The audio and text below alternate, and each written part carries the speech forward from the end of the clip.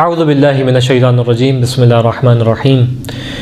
قرآن کریم کی مختصر سورہ جو 30ویں پارے میں خدا نے پیش کی، ان کی آیات میں، ان کے الفاظ میں مختصر انداز سے جو ہے آپ کے سامنے ان کی شرح اور تشریح پیش کی جا رہی ہے، اور ان باتوں کو پیش کیا جا رہا ہے کہ مفسرین کس انداز میں ان سوروں کے بارے میں، ان آیات کے بارے میں کلام کرتے دکھائی دیتے ہیں۔ اسی سلسلے میں آج جس سورہ کو پیش کرنے کا ارادہ کیا، سورہ مبارکہ تکاثر، کہ وہ سورہ کہ جو انسانیت کو ایک غفلت سے اٹھا رہی ہے، اس جانب بیان کریے کہ تمہیں ایک چیز نے غفلت کے اندر ڈال دیا ہے۔ وہ کیا چیز ہے انشاءاللہ بیان کریں گے، اور اس غفلت میں جانے کا نتیجہ کیا ہوگا اس کو بیان کیا اس سورہ نے، اور یہاں تک کہ جب تم غفلت میں جاؤ گے تو یہ تمہاری غفلت کے پردے کب ہٹیں گے، اس جانب جو ہے قرآن نے اشارہ کیا۔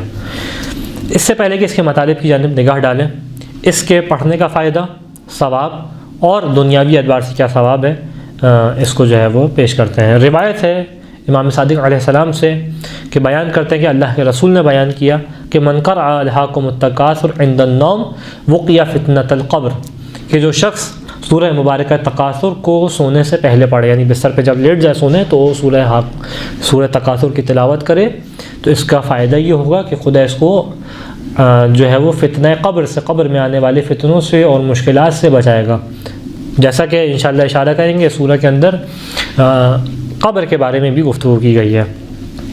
اسی طریقے سے ہمیں روایات دکھائی دیتی ہیں جو بیان کرتی کہ انسان اس سورہ کی تلاوت اپنی واجب اور مستحب نمازوں میں کرے، کہ روایت چھٹے امام سے امام صادق علیہ السلام بیان کرتے ہیں کہ من قرأ سورۃ الہاکم التکاثر فی فریضۃ کتب اللہ لہ ثواب اجر 100 شہیدہ، کہ جو شخص سورہ مبارکہ تکاثر کی تلاوت اپنی نماز میں کرے، واجب نماز کے اندر، تو خدا اس کو 100 شہیدوں کا ثواب عطا کرے گا۔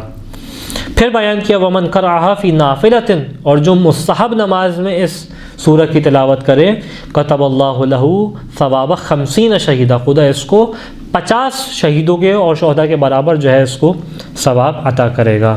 یہاں تک کہ بیان کیا کہ وَصَلَّى مَعَهُ فِي فَرِيضَتِهِ 40 صَفًّا مِنَ الْمَلَائِكَةِ، کہ جو اس کو نماز میں پڑھے گا تو امام بیان کرتے ہیں کہ اس کے ساتھ 40 صفحے ملائکہ جو ہے نماز پڑھ رہی ہوں گی اس کے ساتھ، انشاءاللہ اگر خدا نے چاہا۔ امام کے جملے انشاءاللہ۔ پھر جو ہے وہ بیان کیا کہ اگر انسان چاہتا ہے کہ اس کا حساب کتاب میں کمی ہو قیامت کے دن، جو کہ سخت ترین مرحلہ ہوگا، کہ جہاں انسان جو ہے وہ حساب کتاب خدا کے بارگاہ میں پیش کر رہا ہوگا، تو کیا بیان کیا کہ من قرأھا، اس سورہ کی تلاوت کرے تو لم یحاسبہ، اللہ جو ہے وہ حساب کتاب اس کو بغیر حساب کتاب کے جو ہے وہ بھیج دے گا، بالنعم التی انعم اللہ بہا، کہ وہ نعمتیں جو خدا نے اس کے اوپر نازل کی ہیں دنیا میں، اس سے سوال جواب نہیں کرے گا، بالکل بغیر اس کے سوال جواب کے اس کو بھیج دے گا۔ اس کے مطالب پہ نگاہ ڈالتے ہیں۔ آغاز ہو رہا ہے سورہ کا الہاکم التکاثر، تمہیں ایک چیز ہے جس نے غفلت کے اندر ڈال دیا ہے۔ الہا نکلا ہے لہو سے، جس کو ہم جو ہے وہ بعض اوقات کہتے ہیں لہو و لعب۔ لہو کہتے ہیں فضول چیز، وہ چیز کہ جو انسان کو اس چیز سے ہٹا دے جو اس کی کام کی ہے۔ لغت نے اس کا معنی اس انداز سے بیان کیا کہ ما یشغل الانسان اما یعنیہ، جو اس کے لیے کام کی چیز ہے، جو اس کے لیے فائدہ مند ہے، جو اس کے لیے اہمیت رکھتی ہے، لہو کام اس چیز سے انسان کو ہٹا دے گا۔ تو ایک چیز ہے جس نے تمہیں اس اہم چیز سے ہٹا دیا ہے اور تمہیں فضول چیزوں میں لگا دیا ہے۔ وہ کیا چیز ہے جس نے ہٹایا؟ وہ ہے تکاثر۔ الہاکم التکاثر، تمہیں تکاثر نے اس اہم چیز سے اور ہٹا دیا اور فضول چیز کے اندر لگا دیا ہے۔ سوال یہ تکاثر کیا ہے؟ تو لغت میں تکاثر کہتے ہیں کہ کسی چیز کو بہت زیادہ سمجھنا۔ بعض ایک ترجمہ کرنے والوں نے اس کا ترجمہ کثرت بھی کیا، لیکن بعض ایک مفسرین اس جانب اشارہ کیا، اور انسان علم صرف کے اعتبار سے دیکھے تو تکاثر اس میں باب تفاعل سے ہے، یعنی کوئی شے زیادہ ہے نہیں لیکن تم اس کو زیادہ سمجھ رہے ہو، تو اس کی زیادتی تم سمجھ رہے ہو جبکہ وہ زیادہ نہیں ہے، اور اس کی زیادتی کے سمجھنے نے تمہیں جو ہے وہ غفلت میں ڈال دیا ہے، تمہیں جو ہے وہ تمہاری اس چیز سے ہٹا کے غفلت میں ڈالا ہے کہ جو تمہارے لیے فائدہ مند چیز تھی۔ الہاکم التکاثر، سوال کہ یہ یہ کس چیز کی زیادتی کی بات کی جا رہی ہے اور انسان کس چیز کو زیادہ سمجھ رہا ہے جس کی بات کی جا رہی ہے. تو یہاں پہ مفسرین دو باتیں کہتے دکھائی دیتے ہیں، ممکن ہے دونوں ٹھیک ہوں. پہلی بات کیا ہے؟ پہلی بات یہ کہ اولاد کی کثرت، رشتہ داروں کی کثرت، قبیلوں کی کثرت. شاید اس مشکل کو میں آپ اتنا نہیں سمجھتے، جبکہ ہم بھی جو ہے وہ اس کی جانب نگاہ رکھتے ہیں کہ جہاں زیادہ رش ہو، جہاں زیادہ افراد ہو، سمجھتے ہیں کہ زیادہ صحیح بات وہاں پہ ہے. یہ ہمارے یہاں بھی مسئلہ ہے، لیکن عرب کے اندر اس سے زیادہ مسئلہ ہے، اور وہ اپنے قبیلے کی کثرت کے اوپر بہت زیادہ ناز کرتے ہیں. ہمارا بھی بعض اوقات اس کے اوپر ناز کیا جا سکتا ہے کہ انسان دیکھے کتنی زیادہ اس کی اولاد ہے، کتنی زیادہ اس کے جو ہے رشتہ دار ہیں، اس کے اوپر جو ہے وہ فخر کرتا ہے، اس کے اوپر اتراتا ہے. یا کوئی جو ہے وہ اگر تنظیم ہے تو تنظیم میں کتنے زیادہ کام کرنے والے ہیں، اس چیز کے اوپر جو ہے وہ اطراحٹ کا احساس محسوس ہوتا ہے بعض اوقات. یا جو ہے وہ کس کے گھر میں محفل میں کتنے زیادہ افراد ہیں، یعنی کثرت پہ نگاہ ہوتی ہے. تو عرب کے یہاں اور زیادہ مسئلہ تھا یہ کہ جو ہے وہ اپنے قبیلے کی، یہاں تک کہ بعض ایک تاریخ میں دکھائی دیتا ہے کہ جب دو قبیلوں میں نزاع ہوتا تو بعض اوقات جا کے قبرستان میں اپنے قبیلے کی قبریں گنتے تھے کہ دیکھو ہمارے تو اتنے سارے مردے ہیں. یعنی بجائے کہ موت سے نصیحت حاصل کریں، موت کو قبروں سے جو ہے وہ اپنے فخر و مباحت کر رہے ہوتے تھے. تو اس طریقے سے یعنی اپنے رشتہ داروں اور قبیلوں کی اور اولاد کی کثرت مراد. یعنی انسان سمجھتا ہے کیونکہ اس کی اولاد بہت زیادہ ہے، اس کے رشتہ دار بہت زیادہ ہیں، تو اسی دنیا میں فخر و مباحت میں غرق ہو جاتا ہے اور اس سے غافل ہو جاتا ہے کہ انسان خدا کی بارگاہ میں نیک اعمال کرے. ایک معنی اس کا یہ پیش کیا. دوسرا معنی جو پیش کیا اس کا، اور جو معنی روایات کے اندر دکھائی دیتا ہے، وہ کیا ہے کہ مال کی کثرت. یعنی انسان جیسے ہی اپنے پاس مال جمع کرنا شروع کرتا ہے تو اتنا اندھا ہو جاتا ہے مال جمع کرنے میں کہ یہ اس کو قیامت سے، آخرت سے غافل کر دیتا ہے، اور اس چیز سے غافل کر دیتا ہے کہ یہ خود مال فنا ہونے والا ہے. تم نے دنیا چھوڑ دینی ہے، جب دنیا چھوڑ دینی ہے تو یہ مال دنیا کا دنیا میں رہ جائے گا، تم کسی اور چیز کی تیاری کرنی تھی تمہیں. تو یہ کثرت مال جو ہے وہ انسان کو اس نے غفلت میں ڈال دیا ہے.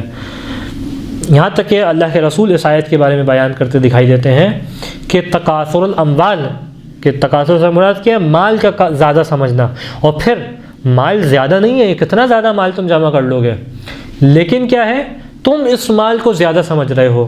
تو بیان کیا کہ جمعها من غیر حقها، کہ اتنا انسان غافل ہو جاتا ہے مال کو زیادہ کرنے کے دور کے اندر، اور اتنا اس کے دور میں لگ جاتا ہے کہ انسان اس مقام سے جمع کرتا ہے جہاں پہ جمع کرنے کا حق نہیں تھا. فلانے کا حق مار لیا، فلانی جگہ کرپشن کر کے جو ہے مال حاصل کر لیا. اس طریقے سے جمع من غیر حقها ومنع من حقها، اور جب جمع کر لیتا ہے اس مال کے اوپر دوسروں کا حق ہوتا ہے تو ان کو آگے منع کر دیتا ہے. جب تم نے مال جمع کیا، اس کے اوپر خمس واجب ہے مثال کے طور پہ، اس کے اوپر زکوٰۃ ہے، فطر آ گیا، یہ تمام چیزیں ہیں جو اس کے اوپر واجب ہیں. منع من حقها، جس کا حق تھا اس کو منع کر دیا. ایک تو جمع کرنے میں تم نے ناجائز طریقے سے جمع کیا، اور جب جمع کر لیا تو جس کا حق ہے اس کو عطا نہیں کر رہے. وشدها فی العویہ، اور کیا کرتا ہے انسان، اس کو جو ہے وہ اپنے پاس ظرف کے اندر اور چیزوں کے اندر جمع کر کے رکھ لیتا ہے تاکہ کیا ہو. اب اس زمانے میں ظرف جو تھے وہ برتن ہوتے تھے، آج کے زمانے میں بینک اکاؤنٹ ہے، بینک اکاؤنٹ میں جو ہے وہ جمع کر رہا ہوتا ہے. تو اس چیز نے انسان کو کیا کر دیا، غفلت میں ڈال دیا ہے. اور آیت کا انداز کیا ہے، شدت کے ساتھ توبیخ کی جا رہی ہے، شدت کے ساتھ جو ہے وہ ڈانٹا جا رہا ہے انسان کو کہ الہاکم التکاثر، تمہیں غفلت میں ڈال دیا ہے. کس چیز نے؟ تکاثر نے، کثرت نے، جس کو تم زیادہ سمجھ رہے ہو. یہ خود ایک لطافت ہے اس چیز کے اندر. حتیٰ زرتم المقابر، یہ غفلت کب تک باقی رہے گی، کب تک تم غافل رہو گے؟ حتیٰ زرتم المقابر، یہاں تک کہ تم اپنی قبروں کی زیارت کرو. اب زیارت کرو سے مراد یہ نہیں ہے کہ قبرستان جاؤ اور جانے کے بعد جو ہے وہ اپنے مردوں کے پاس جاؤ، یہ بات نہیں چل رہی، بلکہ کنایہ ہے کس چیز سے کہ تم خود مرنے کے بعد اپنی قبر میں داخل ہو. یہ غفلت اگر تم نے اس کو آج علاج نہیں کیا اس غفلت کا، یہ کب تک جاری رہے گی؟ یہ غفلت اس مقام تک جاری رہے گی کہ جب تم خود اپنی قبر کے اندر تمہیں داخل کر دیا جائے، اور جب قبر کے دروازوں کو بند کر دیا جائے، اور اس موقع پہ تم ہوگے اور تمہیں اس بات کا احساس ہوگا کہ میں نے دنیا میں جتنا کچھ کمایا تھا، نہ میری اولاد یہاں پہ کام آ رہی ہے، نہ میرے رشتہ دار کام آ رہے ہیں، نہ میرا مال و دولت کام آ رہا ہے، بس میں ہوں اور میرے ساتھ میری نیکیاں ہیں اگر میں نے کی ہوتی. کہ یہاں تک تمہیں موت آ جائے گی. اور اس کے بعد کیا لمحہ ہوگا, اس کے بعد کیا مرحلہ ہوگا, حتی زرتم المقابر کلا سوف تعلمون. ہاں ان قریب یقیناً تم کیا کرو گے, جان لو گے, ان قریب تمہیں علم ہو جائے گا. یعنی اب جب تم قبر میں پہنچو گے اور جو ہے وہ اس انداز سے تم دنیا والے تمہیں چھوڑ کے جا چکے ہوں گے, اس کے بعد تمہیں علم آئے گا کہ جو رسول کہہ رہے تھے ٹھیک کہہ رہے تھے, جو قرآن کہہ رہے تھے ٹھیک کہہ رہا تھا, جو روایات کہہ رہی تھی ٹھیک کہہ رہا تھا.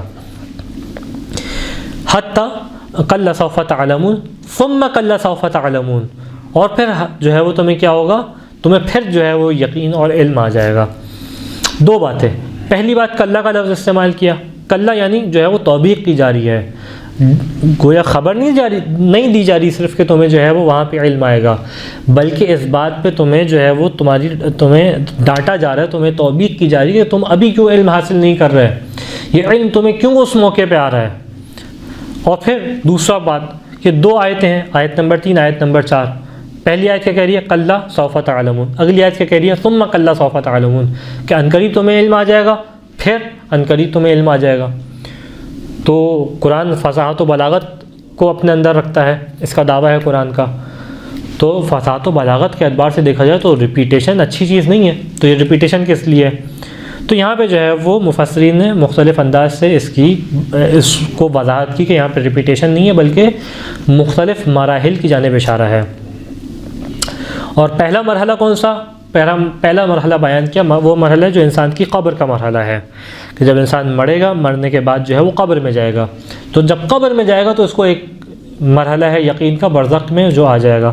اور دوسرا مرحلہ کیا ہے, قیامت کے دن, کہ جب انسان قیامت میں پہنچے گا تو اس مرحلے پہ اس کو مزید یقین آئے گا. تو دو مرحلے ہیں, لہٰذا دو جو ہے وہ 2 دفعہ علم کا استعمال کیا. یہ معنی جو ہے وہ روایت کے اندر اس انداز سے پیش کیا ہے.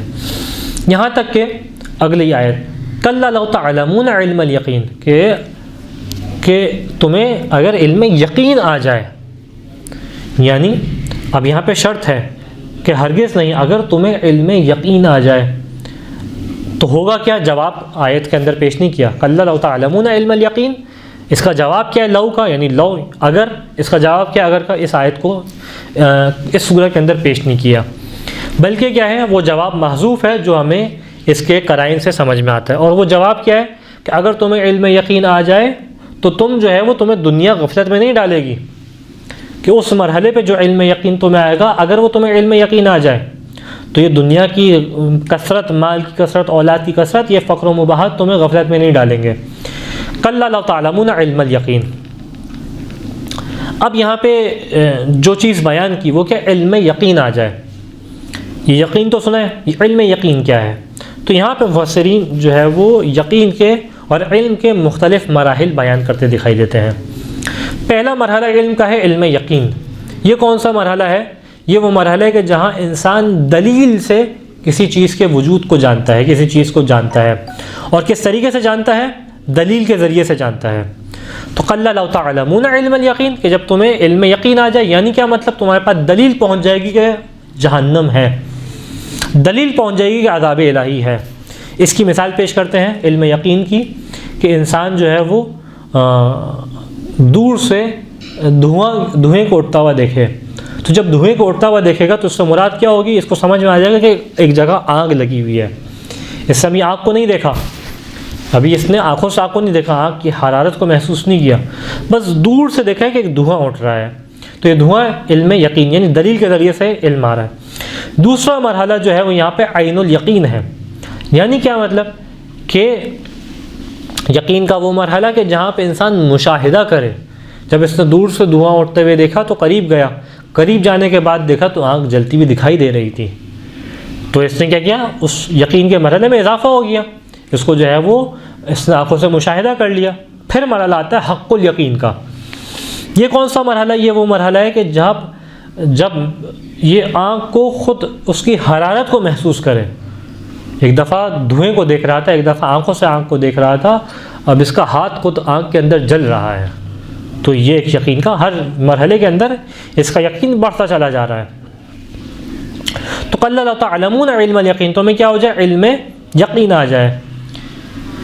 یہاں پہ جو ہمیں روایات دکھائی دیتی ہیں، مفسرین اشارہ کرتے دکھائی دیتے ہیں، وہ یہ کہ کیا ہی اچھا ہو کہ انسان کو یہ علم یقین دنیا کے اندر آ جائے، وہ یقین کی کیفیت میں دنیا میں پہنچ جائے تو کیا ہی اچھا ہو، اور بہت فضیلت والی منزلت ہے جو یقین کی دنیا کے اندر ہے۔ لہٰذا اس یقین کے اوپر بڑی گفتگو کی، بڑی روایات ہیں کہ یقین کیا ہے، یقین کیسے حاصل ہوتا ہے، اس کی علامات کیا ہیں، اور ان علامات کو روایات نے پیش کیا۔ ایک روایت آپ کے سامنے پیش کرتا ہوں تاکہ انسان اس خاطر کہ دنیا میں یقین حاصل کر سکے تو ان علامات کو اپنے اندر پیدا کرے، ان نشانیوں کو یقین کے اپنے اندر پیدا کرے، ان کے ذریعے سے انسان جو ہے یقین کی جانب اپنے قدم بڑھائے گا۔ اور جب یقین کی جانب قدم بڑھائے گا تو اگر دنیا میں یقین آ جائے تو اس موقع پہ پچھتانے سے فائدہ انسان بچ جائے گا، کہ اس موقع پہ کہے کہ یا لیتنی قدمت لحیاتی، اے کاش میں نے اپنی حیات کے لیے کچھ جمع کیا ہوتا، کچھ بھیجا ہوتا۔ اور یقین کے بارے میں کیا بیان کرتے ہیں؟ امام رضا علیہ السلام سے روایت ہے کہ فَأَيُّ شَيْءٍ الْيَقِينِ، امام سے سوال کیا راوی نے، مولا یقین کیا ہے؟ امام کے صحابی یونس ہیں جو امام سے سوال کر رہے ہیں، کہا کہ یقین 4 چیزوں پہ ہے۔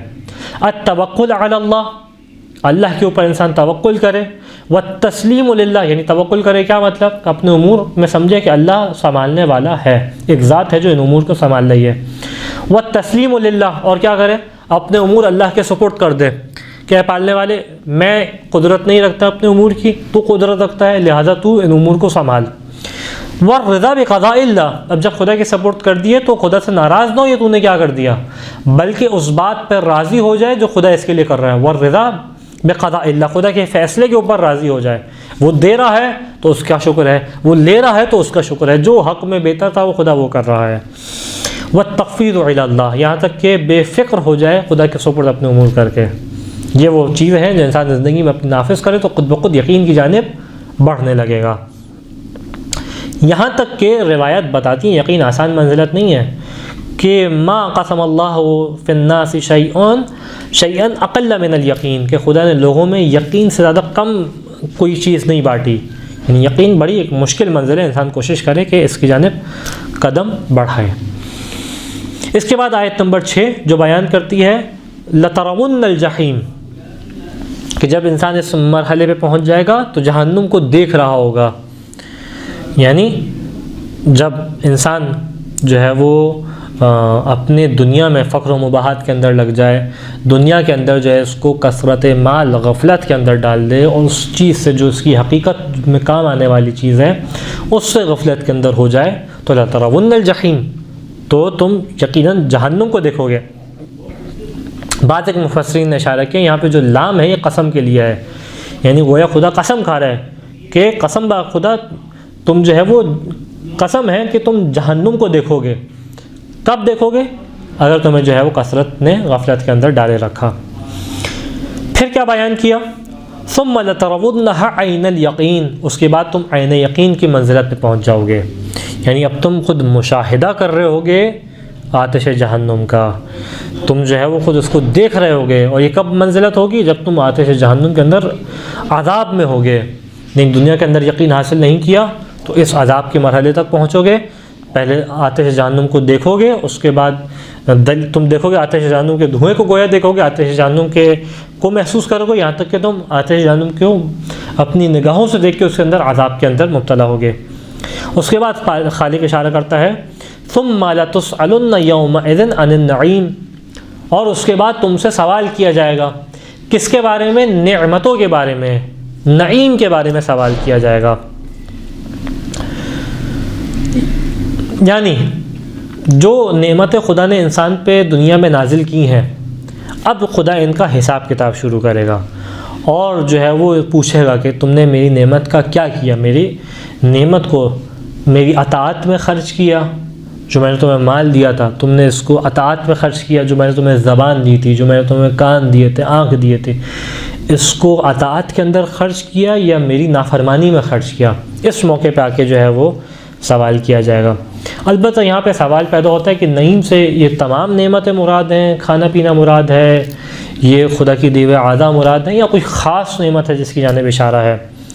کیونکہ آیت کے اندر وضاحت نہیں ہے یہ، تو ہمیں پلٹنا پڑے گا روایات کی جانب۔ روایات یہ بیان کرتی دکھائی دیتی ہیں کہ یہاں نعمت سے تمام نعمتیں مراد نہیں ہیں، اور بلکہ بعض روایات کے اندر امام نے نفی کی، دیکھو کھانا پینا مراد نہیں ہے اس سے، بلکہ کیا نعمت ہے اس کو بیان کیا۔ امام صادق علیہ السلام سے روایت ہے، کیا بیان کیا؟ نحن من النعیم، وہ نعمت کے جس کے بارے میں سوال کیا جائے گا ان نعمتوں سے ہم ایک نعمت ہیں۔ یعنی جب خدا کہہ رہا ہے ثم لتسألن یومئذ عن النعیم، تو وہ ہمارے بارے میں سوال کرے گا کہ تم نے امامت کے بارے میں کیا کیا، تم نے اہل بیت علیہ السلام کے بارے میں کیا کیا، کیا ان کی اطاعت کی نہیں کی، تم نے ان سے تمسک کیا یا نہیں کیا۔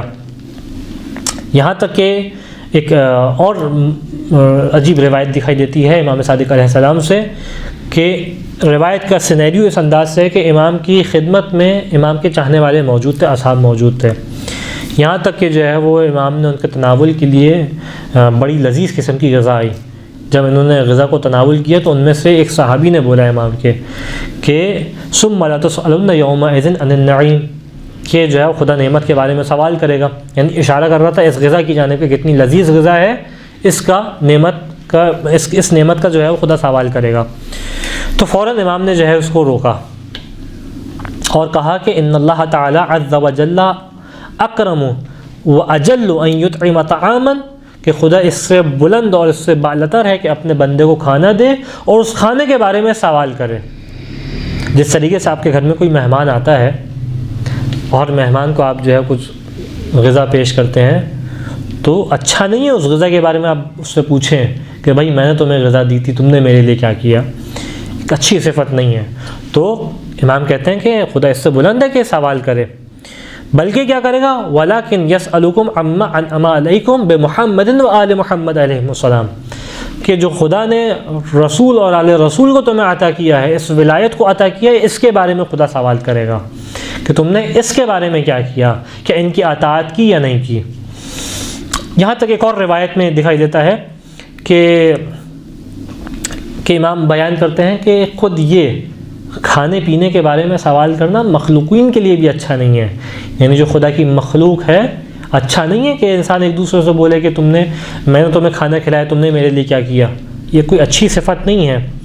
تو امام کہتے ہیں کہ جب یہ مخلوق کے لیے اچھی صفت نہیں ہے، امام صادق علیہ السلام بیان کر رہے ہیں کہ جب یہ مخلوق کے لیے اچھی صفت نہیں ہے تو کیسے ہو سکتا ہے کہ خالق کی جانب اس صفت کی نسبت دی جائے۔ تو یہ کہتے ہیں کھانے پینے کی بات نہیں چل رہی، بلکہ کس چیز کے بارے میں بات چل رہی ہے؟